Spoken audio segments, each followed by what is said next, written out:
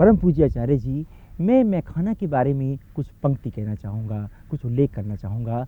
जैसे ही जो मैखाना की जो आपकी जो अद्भुत कृति है, अद्भुत जो रचना है, इसको राष्ट्रीय और अंतर्राष्ट्रीय ख्याति तो मिली ही है। देश के जो हमारे राष्ट्रपति हैं और प्रधानमंत्री ने इसका स्वागत किया ही है, इसको सम्मानित किया ही है। इससे इसको पढ़ते हुए, इसका श्रवण करते हुए जो दैवीय शक्ति का संचार होता है, वो एक अद्भुत है। अब परम पूज्य आचार्य जी, मैं आपसे पूछना चाहूँगा, इससे जुड़ा हुआ एक प्रश्न आपसे करना चाहूँगा कि मैखाना क्या है, मैं क्या है, साकी कौन है? परम पूज्य आप ही बताएं।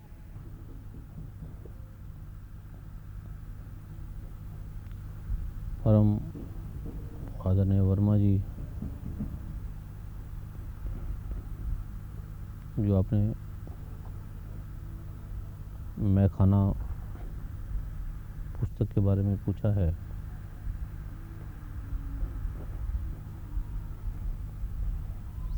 सर्वप्रथम तो इसका जो प्रारंभ हुआ था उससे आपको ज्ञात हो जाएगा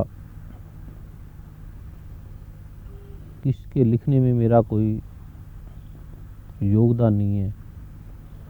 ये मेरे द्वारा लिखी नहीं गई, मैं इसका माध्यम बना हूँ।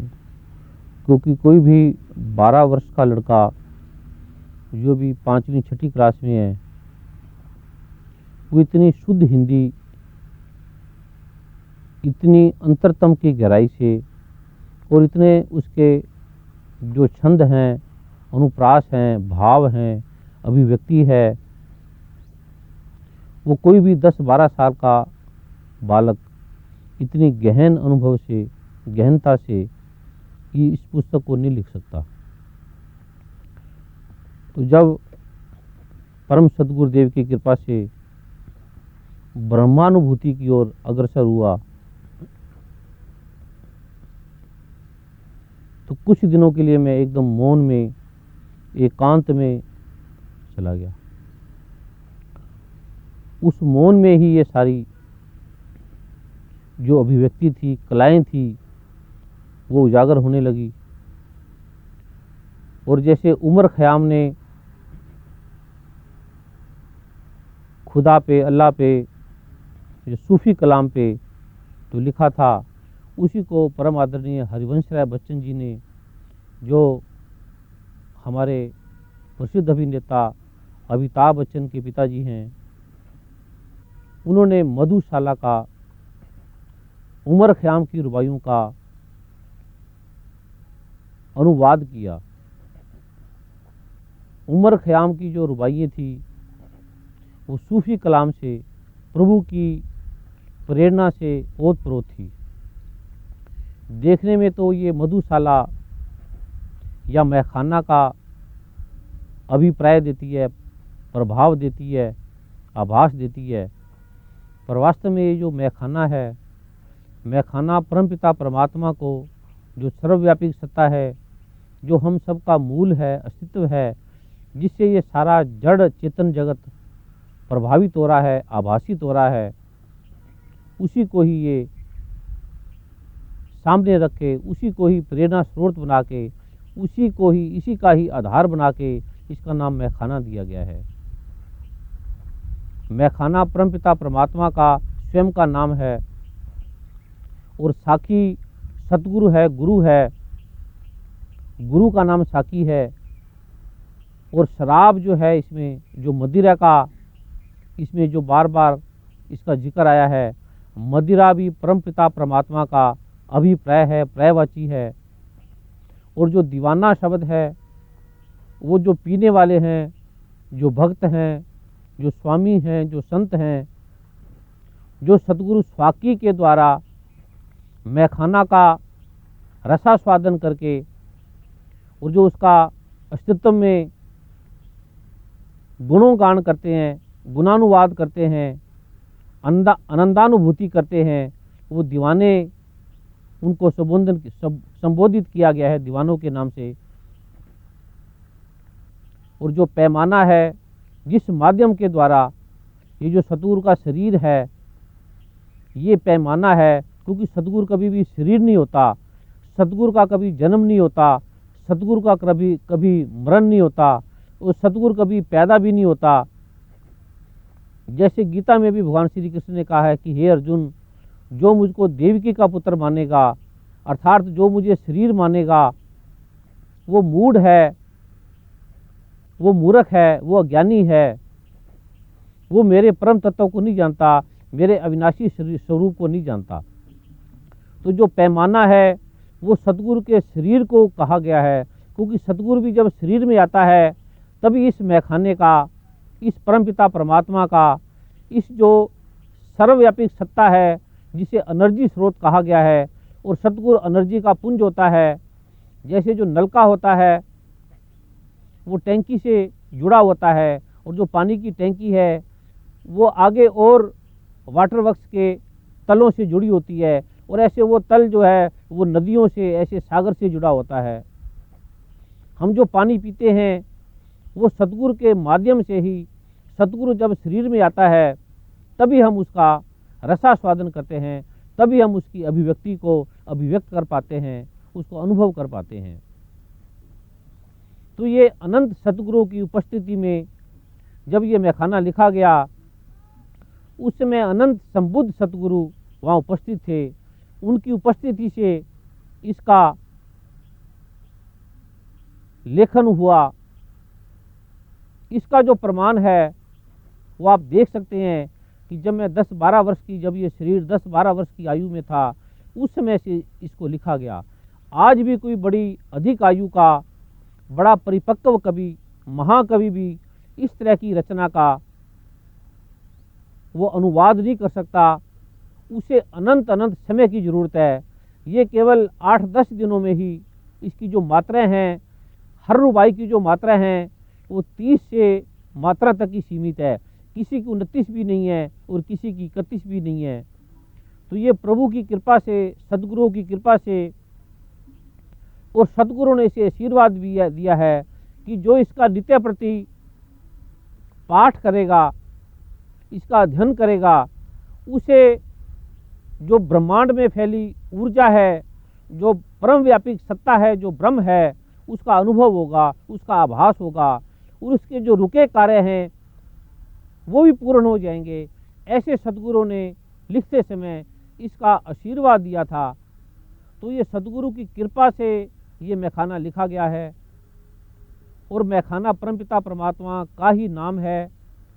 पैमाना सदगुरु का शरीर है, दीवाना इसको पीने वाले संत हैं, और वो मधुशाला साखी वो स्वयं सतगुरु है। यही इसकी अभिप्राय है, इसी से इसकी अभिव्यक्तियाँ प्रारंभ होती हैं।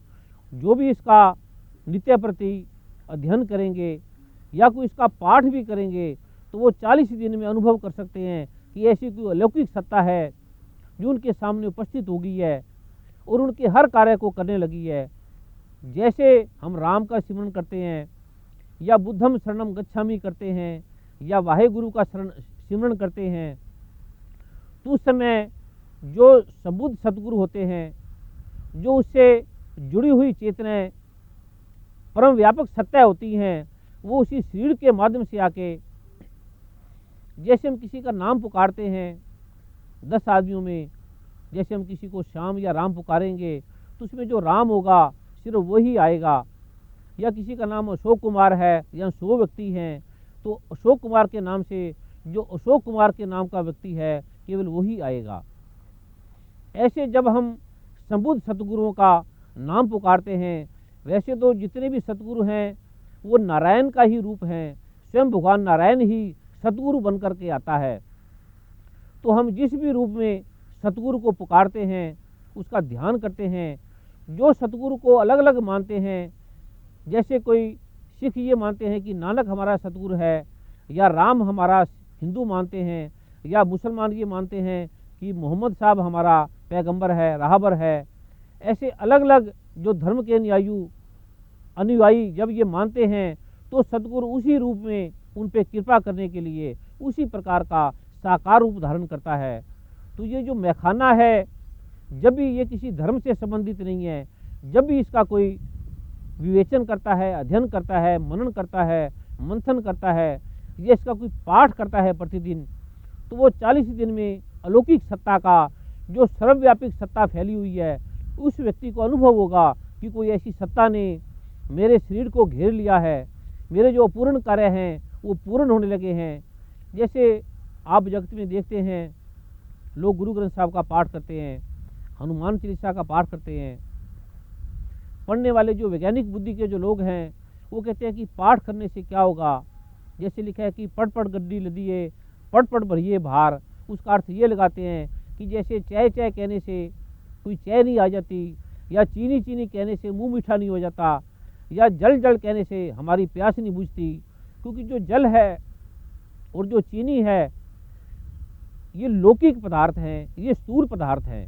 जो परम व्यापक सत्ता है, जो परम पिता परमात्मा है, जो चारों तरफ फैली हुई सत्ता है, वो सूक्ष्म सत्ता है, वो अष्ट सिद्धि नवनिधि के दाता है। उसका जब भी व्यक्ति स्मरण करता है और वो जिस रूप से स्मरण करता है उसी रूप में वो उसके सामने उपस्थित होती है, प्रकट होती है और उससे सारे कार्य को करती है।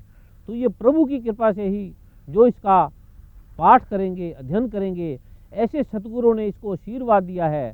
क्योंकि ये 10 सतगुरुओं की संबुद्धि में, 10 जो संबुद्ध सतगुरु थे उनकी उपस्थिति में इसको लिखा गया है और उन्होंने ही इसका आशीर्वाद दिया गया है। जब भारत के राष्ट्रपति ने इसका अध्ययन किया, भारत के प्रधानमंत्री ने, और जो महाकवि थे बड़े बड़े उन्होंने भी अध्ययन किया, तो वो भी इसको देखकर हैरान रह गए कि ये 10 वर्ष का बालक इस पुस्तक को लिख नहीं सकता, ये अवश्य ही कोई अलौकिक चेतना ने इसको लिखाया है। जैसे आपने कुरान के बारे में सुना होगा कि मोहम्मद साहब ने कहा है कि ये कुरान मैंने नहीं लिखी, ये कुरान उतरी है, ये आई है। इसका अर्थ है कि वो मोहम्मद साहब के माध्यम से कुरान का अवतरण हुआ। तो इसी प्रकार सतगुरु किसी भी रूप में, छोटे रूप में, बड़े रूप में, किसी को भी माध्यम बना के, जैसे भगवान ईसा मसीह के बारे में या सतगुरु साईं बाबा के बारे में आपने सुना होगा कि वो कई बार कोड़ी के शरीर में प्रवेश कर जाते थे, कई बार कुत्ते के शरीर में प्रवेश कर जाते थे। जैसे भगवान शंकराचार्य भी किसी को, जब वो वेदांत में, शास्त्रोक्त में किसी को उत्तर देना था तो वो किसी पर काया में प्रवेश किया। तो ऐसे जो सतगुरु हैं वो किसी भी शरीर में आके, जो भी शरीर सेंसिटिव होता है, संवेदनशील होता है, जो समर्पित भाव से सतगुरु को समर्पण कर देता है, तो सतगुरु उसके शरीर को माध्यम बना के कुछ भी कार्य करा सकते हैं, कुछ भी कर सकते हैं। जैसे आपने महाभारत में सुना होगा कि जब कौरव पांडवों का युद्ध हुआ तो युद्ध के बाद अर्जुन, भीम, युधिष्ठिर सभी पांडव कहने लगे कि मैंने इतने योद्धा मारे हैं, मैंने इतना युद्ध किया है, मैंने इतने कार्य किए हैं, मैंने इतने सैनिक मारे हैं। लेकिन जब इसकी वास्तविक स्थिति का पता लगा तो अनुभव ये हुआ कि किसी ने कुछ भी नहीं किया, भगवान श्री कृष्ण के अलावा, सुदर्शन चक्र के अलावा किसी ने कुछ भी नहीं किया। तो ऐसे ये जो जगत में हमें अनुभव हो रहा है कि ये मैं कर रहा हूँ, या ये हमारे करने से हो रहा है, या हम अगर नहीं करेंगे तो क्या होगा, ये जो हमारी अनुभूति है, ये जो हमारा अज्ञान है, ये हमें ज्ञान की ओर प्रेरणा नहीं देता, ये हमें ज्ञान की ओर आने में रोकता है। जब हमारे में कर्तापन का बोध समाप्त हो जाता है, जब हमारे में वास्तविक बोध का अनुभव होता है, ये परम व्यापक जो परमात्मा है, परम सत्ता है, जिसे स्वयंभू भी कहा गया है, जिसे अनादि पुरुष भी कहा गया है, जिसे वाहेगुरु, अल्लाह, गॉड, ईश्वर, अनंत अनंत नामों से पुकारा गया है, वो सर्वव्यापी सत्ता की ना होने से इस जगत में कुछ भी नहीं हो सकता। तो जब ऐसा अनुभूति संत की कृपा से, सतगुरु की कृपा से किसी के अंदर होती है, तो उसी की प्रेरणा से ऐसे ग्रंथों का रचना होती है, उनका क्रियाकलाप होता है। अब जैसे हनुमान चालीसा के बारे में अगर कोई व्यक्ति इसका अध्ययन करे, इसका पाठ करे, तो वो 40 दिनों के अंदर इसकी जो महिमा है, उसकी कृपा का वो पात्र बन सकता है, इसकी शक्तियों का अनुभव कर सकता है। गुरु ग्रंथ साहब का भी कोई व्यक्ति पाठ करता है, या रामायण का भी कोई पाठ करता है, या गीता का भी कोई व्यक्ति पाठ करता है, या कुरान का भी कोई व्यक्ति पाठ करता है, तो उसकी अनुभूति को वो साक्षात अनुभव कर सकता है। लेकिन जो पढ़े लिखे लोग हैं, जो बुद्धिजीवी वर्ग के लोग हैं, वो इन तत्वों को, इन चीज़ों को नहीं मानते, क्योंकि वो हर चीज़ को मन से देखते हैं, वो बुद्धि से देखते हैं कि पढ़ने से क्या होगा। जैसे चाय चाय कहने से या चीनी चीनी कहने से कोई मुंह मीठा नहीं होता, वो इसको अभिप्राय मानकर वो इसका अध्ययन नहीं कर रहे, पठन पाठन नहीं कर रहे, पाठ पूजा नहीं करे। जिसके कारण ये है कि जो पढ़े लिखे लोग हैं, जो बुद्धिजीवी वर्ग हैं, वो इतने दुखी हैं, वो इतने अशांत हैं, वो इतने रोगी हैं, वो इतने पीड़ित हैं कि सारे जगत की जो चिकित्सा हैं उनके ऊपर वो कार्य नहीं कर रही। तो उसका जो अभिप्राय है उनके अंदर भक्ति का लोप हो गया है, क्योंकि भक्ति का प्रारंभ तब होता है जब हमारी जो बुद्धि है, हमारा जो चित्त है, हमारा जो मन है, हमारा जो होनापन है, जब उसका लोप हो जाता है, जब वो परमात्मा में लीन हो जाता है, तब भक्ति का प्रादुर्भाव होता है, तब सतगुरु की कृपा का प्रारंभ होता है, तब सतगुरु उस माध्यम से कुछ भी करा सकता है। ये सतगुरु की कृपा का ही फल है। ये जो भी लिखा गया है ये सतगुरुओं की, सबुद्धों की कृपा से ही लिखा गया है। उसी का ये मैखाना आपके सामने उपस्थित है। परम पूज्य महाब्रह्म ऋषि श्री कुमार स्वामी जी नामक कल्पवृक्ष ने भारत में ही नहीं पूरे विश्व को अपनी कृपाओं से कृतार्थ किया। वेदों के शास्त्रोक्त बीज मंत्रों के प्रभाव को देश विदेश के बुद्धिजीवियों ने भी स्वीकारा। 2 मई 2011 को यूएस के न्यूयॉर्क सीनेट ने निर्विरोध प्रस्ताव पारित करके परम पूज्य महाब्रह्म ऋषि श्री कुमार स्वामी जी को सम्मानित किया। On the resolution, all in favor signify by saying aye.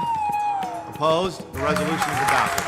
Nassau county के असेंबली हॉल में आयोजित एक भव्य समारोह में सीनेट में निर्विरोध प्रस्ताव पारित करके 29 अप्रैल को ब्रह्मर्षि श्री कुमार स्वामी जी डे घोषित किया गया। इस प्रकार देश विदेशों की सांसदों ने कृतज्ञ भाव से अनेकों पुरस्कार, angel of humanity, pride of world, happiness, health and piece ambassador award इत्यादि से सम्मानित किया। विश्व के शक्तिशाली देशों ने अंततः बीज मंत्रों की सनातन शक्ति को स्वीकार कर ही लिया। परम पूज्य महाब्रह्म ऋषि श्री कुमार स्वामी जी केवल आध्यात्म से ही नहीं वरन दैवव्य पार्श्व चिकित्सा और अभिमंत्रित औषधियों से भी असाध्य रोगों का निवारण करते हैं, जिसका आधुनिक मेडिकल साइंस के पास कोई इलाज नहीं है। परम पूज्य महाब्रह्म ऋषि श्री कुमार स्वामी जी को लोगों के चित्र देखकर रोग विश्लेषण एवं उनके समाधान हेतु all India Hakim Ajmal Khan award और बेस्ट आयुर्वेदिक फिजिशियन अवार्ड से भी सम्मानित किया गया।